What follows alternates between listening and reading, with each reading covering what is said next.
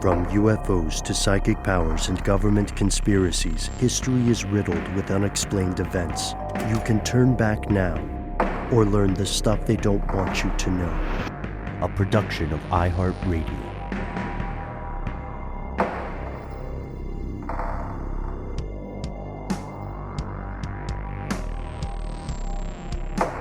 Hello, welcome back to the show. My name is Matt. My name is Noel. They call me Ben. We are joined as always with our super producer, Alexis, codename Doc Holliday Jackson. Most importantly, you are here, and that makes this the stuff they don't want you to know. Here's some strange news. There's a Fat Bear Week, and the winner is an entry called number 747. Look up that chonker when you get a chance. There's other stuff happening in the news, of course. That's why we do strange news. Some of the strangest news for us this week is good news. You see, we are coming to you fresh off the live signing for our first book. We got to meet so many of our fellow conspiracy realists in person. We hope you had a good time. If you're listening, shout out to everyone who came through. And yeah, it was a good time. What did you guys think? Did you have a hoot? Absolute hoot and holler. It was a smashing. It was delightful. Yeah, it was so great to see so many people that were out there just hanging with us. I want to do that more. We need more of this. Mm-hmm. Yeah, we're probably gonna. Well, we're hoping to go on the road more in the near future, in the beginning of next year. We have had some great recommendations from our fellow listeners to drop by places like Chicago, Austin, Boston, other cities that don't rhyme with those last two. But look for us. We'll hopefully have some news about that on the way soon. In the meantime, if you want to help support our crazy little endeavor, go ahead and drop a review of the book on Goodreads or on Amazon. We have been told by Illumination Global Unlimited that it does indeed make a difference. So before you do any of that, however, we have some important things to reveal to you. We have such wonders to show you, as they say in Hellraiser. There are police using new technology in a terrifying but creative way. A longtime sci-fi actor went to space, and it gave him some feelings. And maybe we start in your mouth, folks. We're starting this week's strange news segment. Inside your mouth, maybe, on a very small level. Matt, this is one you found. Were you a cavity kid? What was your relationship with your dentist? I was not a cavity kid. I've never had a cavity before, guys. Wow, look at that. Humble brag. Somebody brushes his teeth. You know, I didn't get a cavity till I was an adult. I got that sealant put on my teeth. I guess it was really hot in the age of my orthodontist career, and it seemed to work. But only about maybe 2 years ago did I get my very first cavity. You're winning the game. You're winning the tooth game. Ah, man. Well, you know, I didn't mean to brag. It's weird. I don't have that experience, but I do know the experience of being creeped out by things and the experience of having a weird feeling in my mouth. And when I put those things together with this next story, my goodness, it's tough to sleep. I hope this story doesn't have that effect on you, but it might, just a tiny bit. Let's begin. Here's the story coming to us from Penn Today, PENN Today. It was posted not that long ago on October 4th of this year, 2022. This is the title. Microbes that cause cavities can form superorganisms able to crawl and spread on teeth. What do you think, guys, if you just read that? What would you think? Yeah. And spread? Yeah, I mean, I would say that it makes sense for them to Voltron up this microbial matter we're talking about. Does it make sense? It does. Well, yeah, that's the origin of complex life, is simpler forms of life teaming up and evolving into things. It's often repeated that a canine mouth is cleaner than a human mouth, right? It's not as dirty as the mouth of a Komodo, but there's definitely an ecosystem in every human mouth. So I'm not I just sort of expect mouths to be dirty. Maybe I'm too cynical. Maybe, but come on now. We're talking about cross-kingdom teaming up here. We're talking about bacteria and fungi working together to create one superorganism that then freaking crawls around, and it's been described in this article as jumping around in your like mouth. a little bug. Jump around. Dodge the toothbrush and get down. Yeah, I feel it. I feel you there. So what's the remarkable part of this is the idea of different microorganisms kind of collabing and sort of becoming something new? Fungi, bacteria, right? That's part of it. The most, I think, astonishing thing for me and for the scientists who discovered this accidentally, by the way, is that both of these microorganisms, the bacteria and the fungi that are teaming up together, cannot move. They do not move when they're just regular old bacterium or a fungi. I don't know. They aren't moving around your mouth before they team up. But somehow, for some reason, when they do connect together and work together, the bacteria uses the fungi like legs to crawl and move the bacteria around. Like flagella. Exactly. That's cool. They're giving themselves prosthetic limbs almost. It's a symbiosis because this presumably provides benefits to both life forms. Ever since the internet, whenever I think of symbiosis and living things, I think of all those clips of raccoons appearing to ride other animals in the wild.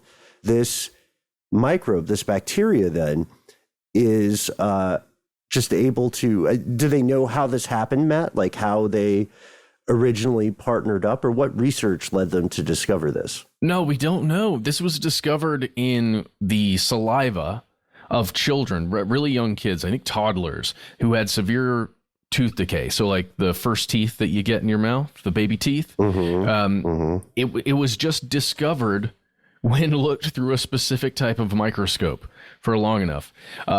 It's intense stuff. This was at the University of Pennsylvania School of Dental Medicine. These are scientists there who were checking stuff out, and they just stumbled upon it. I'll give you a quote from the article. Quote, "This started with a very simple, almost accidental discovery. While looking at saliva samples from toddlers who develop aggressive tooth decay, looking under the microscope, we noticed the bacteria and fungi forming these assemblages," really cool word, "and developing motions we never thought they would possess. A, quote, walking-like and, quote, leaping-like mobility." What? Listen to this. It keeps going. "They have a lot of what we call emergent functions that brings new benefits to this assemblage they could not achieve on their own. It's almost like a new organism, a superorganism with new functions." But guys, it's in a mouth. These things are jumping around on your teeth. Does that not? God, that just gives me the worst feelings. I mean, imagine what strange alchemy of cooperation is occurring in your gut, in your intestines right now. You know, it's human beings are kind of an assemblage of many, many other organisms. What was that statistic we found? You know, it's about how the number of bacterial cells in what an average person would call their body, that number of cells actually outnumbers the number of human cells. It's just the bacterial cells are much smaller. So really one of the scary questions here, at least from my perspective, is that since the mouth is one of the most easily accessed parts of the body, what else is going on, right? Down there in the guts, what are they building in there? That's the question. I mean, the idea of emergence is fascinating in and of itself because it can be applied to philosophy, art, science, other things. It's just the concept of like something being greater than the sum of its parts, or like, you know, interactions between different elements creating something that's altogether more remarkable, I guess, for lack of a better term, than what each individual part can provide. So the question of what are they building, like, do they arise for a purpose?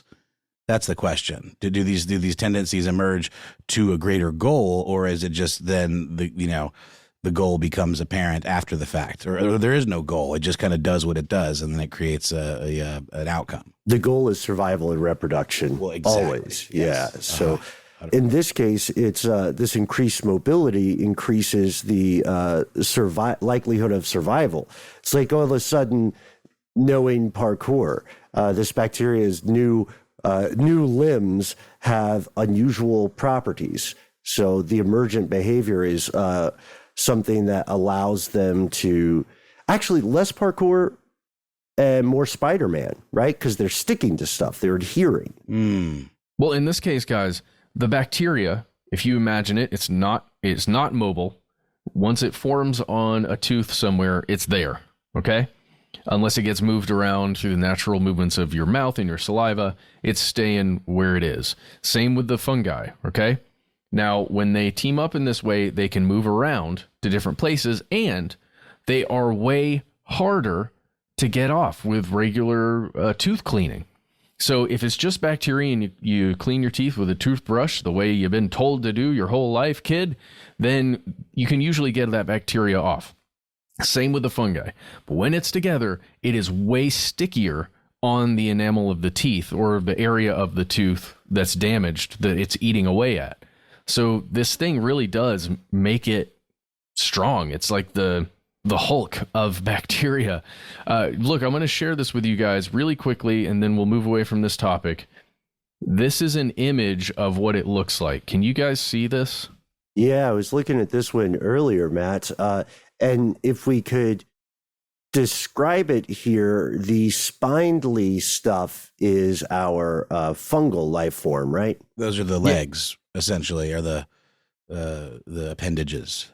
Yeah, it looks like a bunch of, in this case, it's colored, but it looks like a bunch of teal appendages attached to a bright light green mass, like a fluffy looking mass, and that's the bacteria.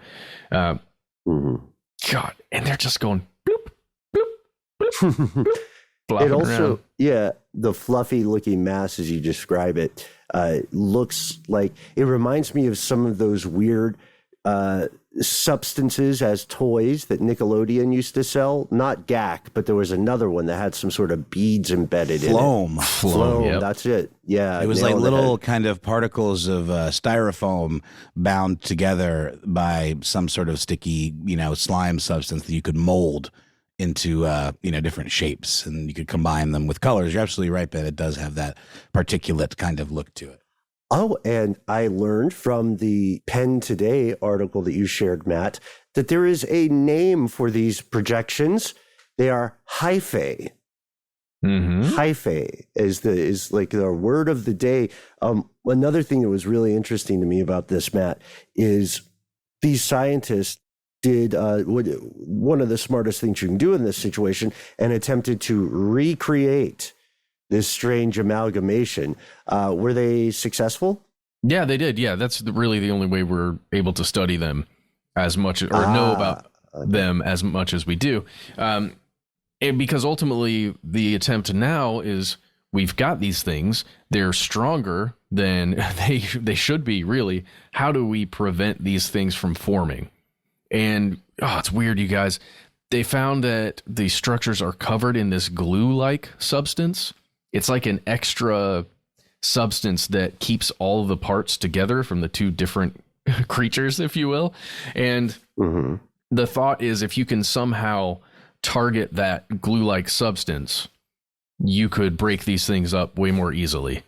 So there's lots more research to be done on this stuff to be able to get rid of that really bad childhood tooth decay, and then even perhaps apply this to adult tooth decay.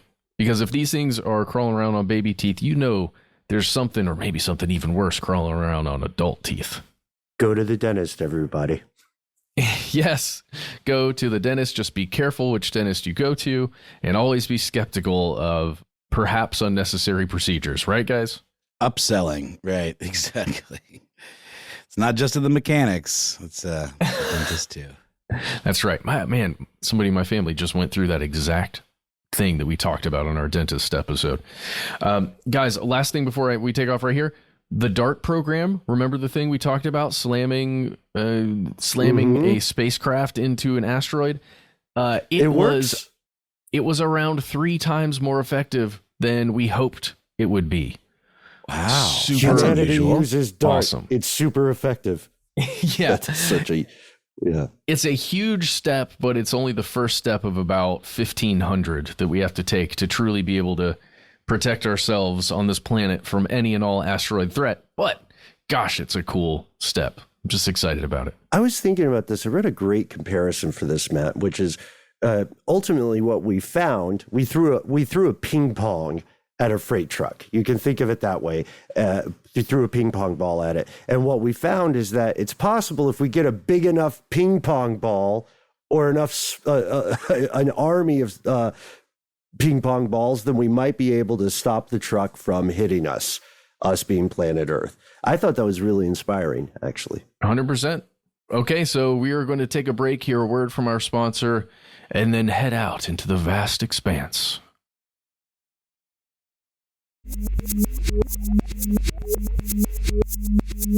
And we're back.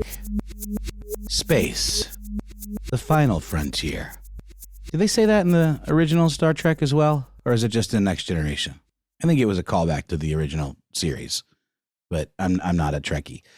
I do find the show very pleasant. Next Generation in particular. The original is obviously super campy and a little silly at times. It doesn't hold up as well. But it, is definitely a very, very important first step towards what has become just one of the most beloved and long-running science fiction television series of all time, and something that I think has exposed millions of people to the idea of space travel, to the idea of science fiction, to the idea of science. And also, one thing I've always enjoyed about Star Trek is that it is sort of it's an idyllic, community. It's an idyllic world where they are out to spread peace and all of that. And there are only a handful of warring species like the Borg, obviously, which is AI.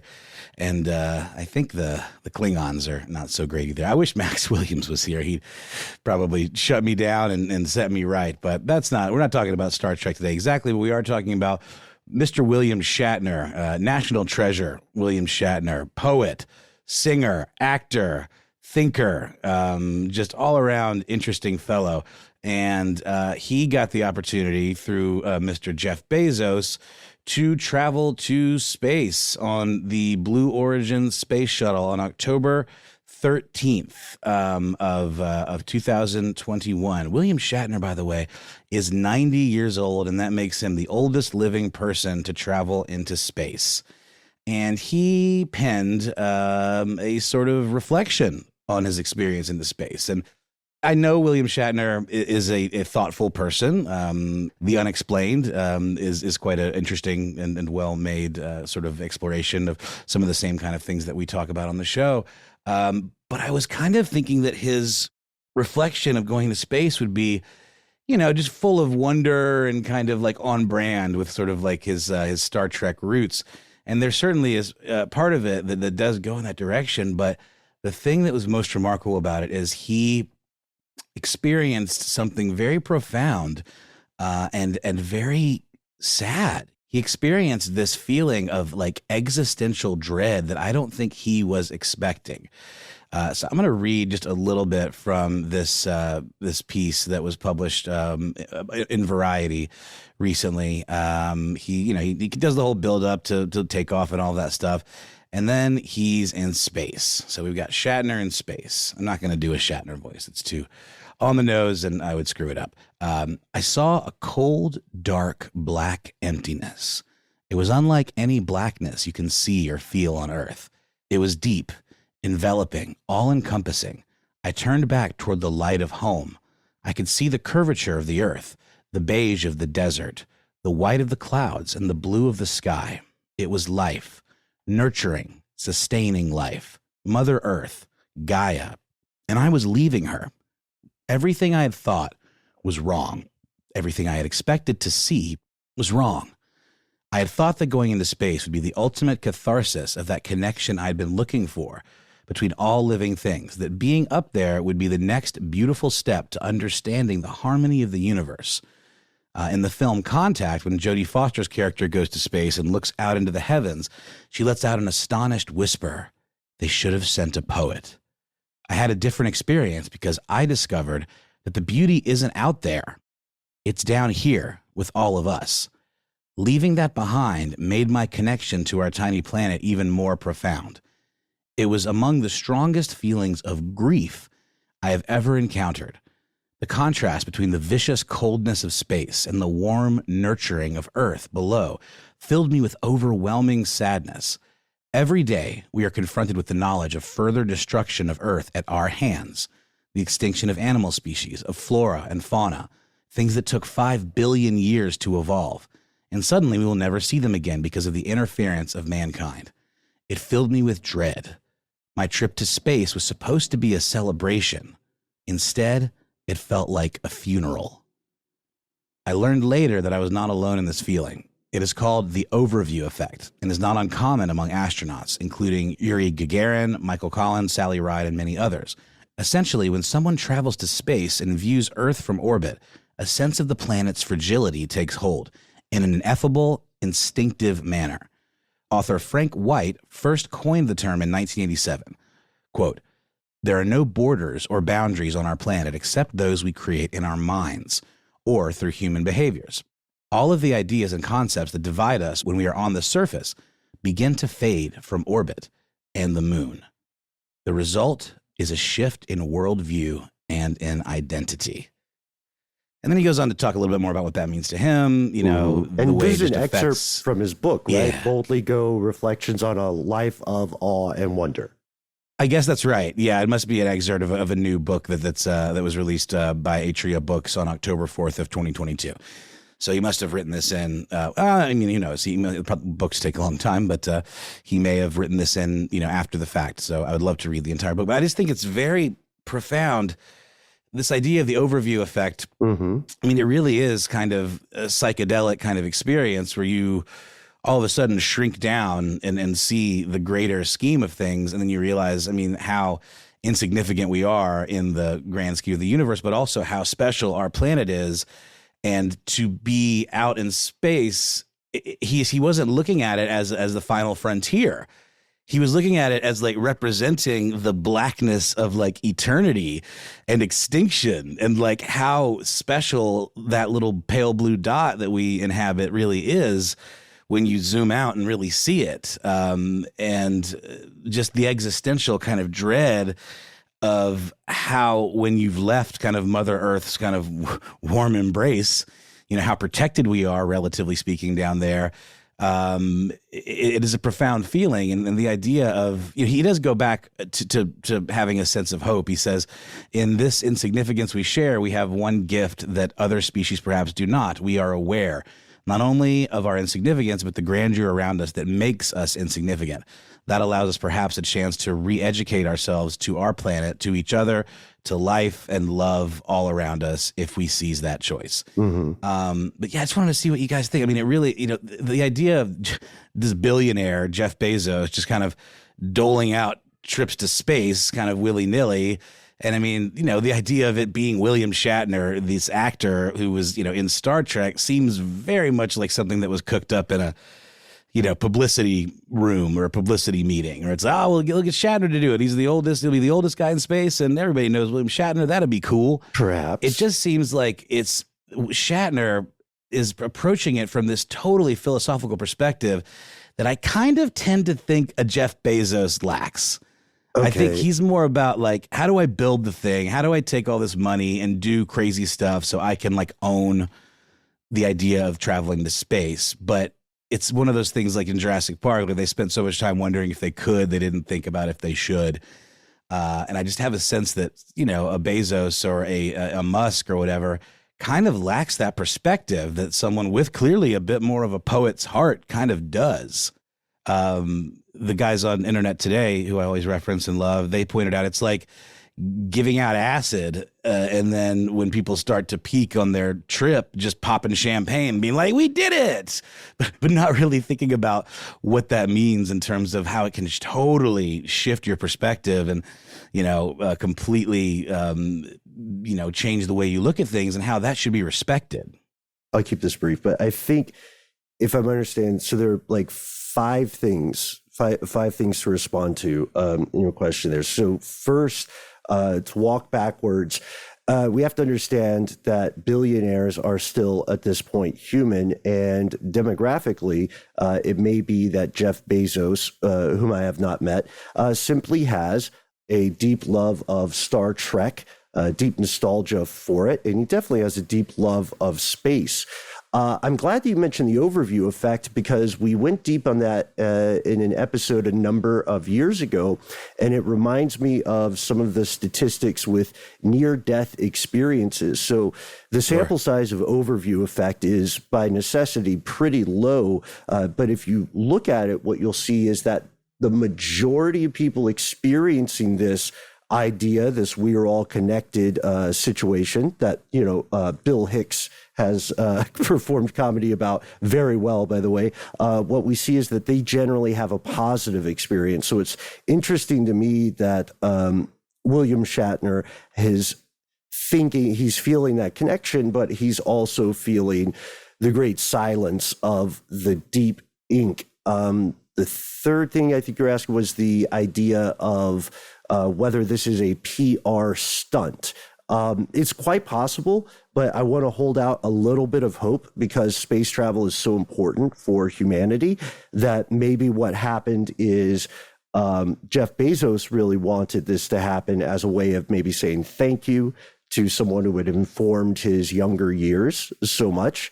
And then maybe various teams got involved and marketing came in, and you know what I mean? They started to position it as a way to earn goodwill and maybe deflect conversation from some of Amazon's more problematic activities. I'm not saying a guy like Jeff Bezos is incapable of sincerity. I just think that it was almost like it's unexpected the degree to which Shatner truly, internalized all of this stuff. Like on paper, it seems like, oh yeah, like famed sci-fi actor and national treasure William Shatner goes to space. Like that makes sense. Like that just it does sound like the kind of thing that would be dreamed up for like a press release. But I just think it's so cool that he really took it seriously, and that it was completely not what he expected at all, and that he does have this kind of, it's hard to describe it as entirely negative, because he does, kind of turn it around to how can we use this experience to guide our stewardship of the planet, because I think what it really hit home for him is that maybe this is all there is, at least for us, in terms of what we can reach, what it's taken so long for us to develop the technology. We can really only go a very short distance into the galaxy beyond. I just think it really hit home for him how, special and Goldilocks, our planet really is. What do you think, Matt? You sort of approached it with a real poetic, philosophical kind of perspective. How did it hit you? Yeah, it's kind of devastating to read. I've got this clear picture of, hey guys, this is weird, but a clear picture of a flea. And it's on the back of a wild dog that's just living out somewhere, let's say in Florida. And the dog has, just all it's known is living out in the wild on its own, right? And there's this one flea on its back. It's like number 420 in the generations of fleas that have lived on the back of this dog, because it's been around for a long time. But the dog is dying. The flea doesn't understand that, really. The flea knows that the dog isn't doing so great, I guess, in some way, because it's moving a little slower. But the flea really doesn't have an understanding of how the dog is doing. It just knows, well, that's where my food is. I'm safe here. All I really know is the back of this dog and a couple places that I can crawl around on this dog. I don't even know that it's a dog. It's just the thing. It's my home. It's the thing that gives me everything I need. The dog goes for a swim. Mm-hmm. Yeah. And the flea is forced to leave its home I don't know. God, never mind. Well, the overview effect for the flea, then, Matt, which I love this picture painting. The overview for the effect for the flea then could occur if, let's say, the dog goes swimming, the dog dives, and the flea is left on the surface, and it is somehow far enough away to see the scale of the world on which it lived. You know what I mean? That would be the overview effect, as long as we don't worry too much about flea sensory organs. But that's a beautiful image, Matt. Thank you so much. I really enjoy that. I've been fascinated, as well, Matt, as you know, with the overview effect for many, many years, man. It took me to space camp. There we go again, flaunting your space camp at me. No, I know it wasn't at me. But what Shatner also points out is the fact that humans have self-awareness, and that we can, meta cognition our way into understanding how good we have it, and how this overview effect really just kind of hits that home. The flea doesn't have that. So it would just desperately try to find some other, sustainable habitat to occupy or die in the process, but never really understand what it was that was sustaining it, or find another dog or another organism. We don't have another dog, as expensive as it is to go to space, just with like a small crew. If things really took a turn, I mean, we're screwed. If our dog dies, we're toast. Yeah. And it is dying, at least for us. But, again, there is this sense, I'll just read the last bit again, just to kind of end on a positive note. That allows us perhaps a chance to rededicate ourselves to our planet, to our dog, to each other, to life and love all around us, if we seize that chance.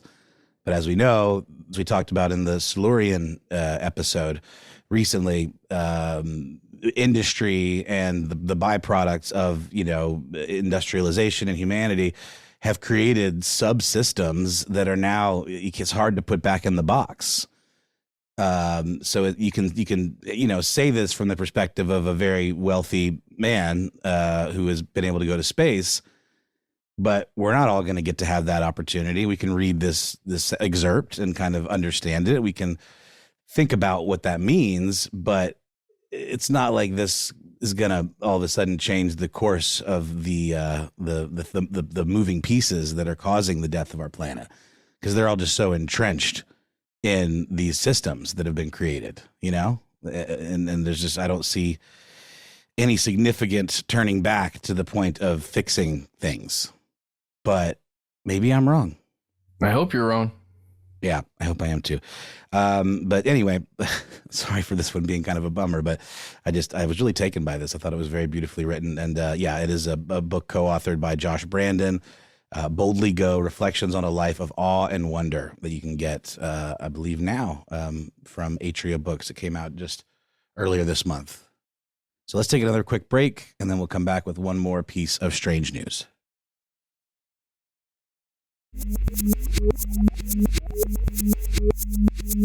And we have returned. As you can tell, I don't want to speak for everybody else, but I at least have been going into some rabbit holes on the future of technology as applied to law enforcement. This is very much an earthly story, and it is going to be something that is going to affect, I can't remember the other 2 points I was supposed to address in that last one, but something about overview effect. Check out our earlier episode on that. So this story, to frame it in a bit of a segue here, this story makes me think there are a lot of people in the tech industry and a lot of people in law enforcement who could use a dose of the overview effect. Police are in trouble because they've done something pretty bold and scientifically pretty exciting, but also rightly a bit terrifying. The Edmonton police have used DNA to generate 3D images of suspects that they have never seen. This already came about. Like, if you look at the news, you'll see Vice on it, of course, different